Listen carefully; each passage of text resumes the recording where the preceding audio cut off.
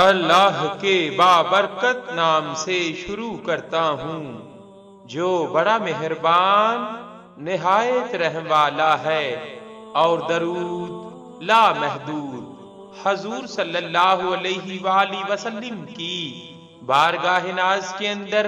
بارگاہ پروقار کے اندر ہدیتن، عقیدتن، محبتن، نذرانتن،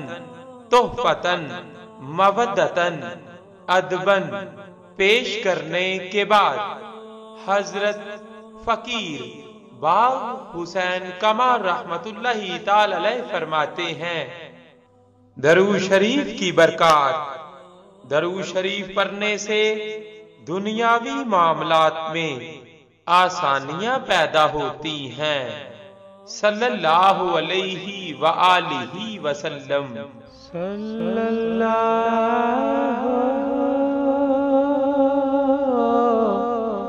علیہ